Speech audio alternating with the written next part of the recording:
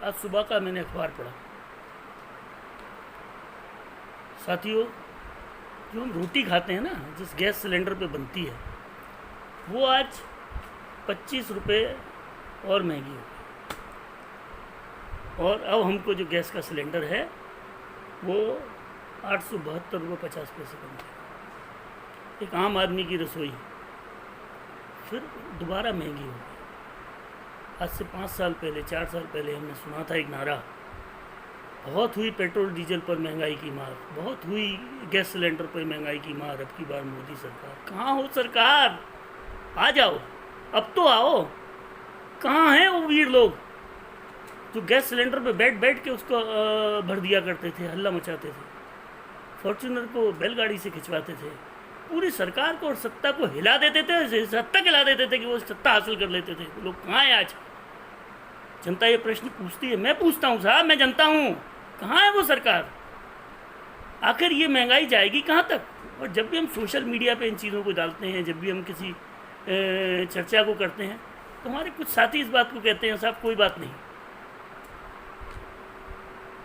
होने दो, देश तरक्की कर रहा है, लोग 500 का सिलेंडर अब 1000 का खरीद रहे हैं। तो कुतर्क की कोई सीमा है?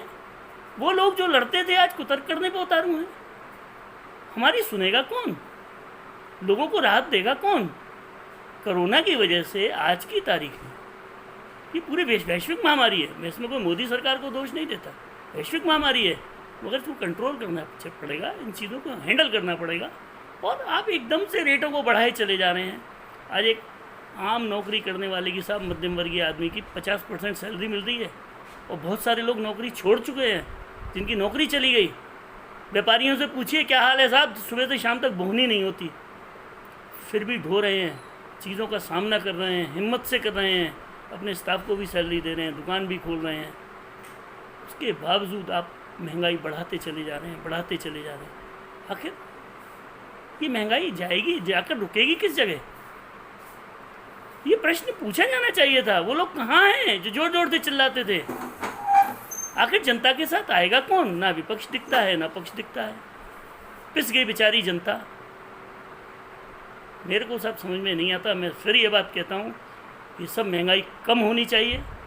इन चीज़ों पे जिन पे सरकार का कंट्रोल है वो निसंदेह कम होना चाहिए। आपका बहाना कुछ भी हो, आज आईटी सेल कुछ कह देता है और उसके एक बहाना चलता है, लोग उसी को फॉरवर्ड करने लगते हैं सोशल मीडिया पे, इस पे उस पे, कि साहब फ्री वैक्सीन लग रही है। वैक्सीन फ्री नहीं लग रही साहब, बेवकूफ़ बना रहे हो आप हमसे 100 रुपये के पेट्रोल में लगभग आधे से ज़्यादा पैसे आप टैक्स के ले रहे हो, उससे आप खरीद रहे हो। हमको कोई फ्री वैक्सीन नहीं लगा रही भारत सरकार। भारत सरकार हमारे पैसे से हमको वैक्सीन लगा रही है, ये समझना पड़ेगा। और अपने ऐश आराम भी हमारे टैक्स के पैसे से कर रही है। तकलीफ़ है साहब, इसलिए इतनी बात मुझे करनी पड़ी।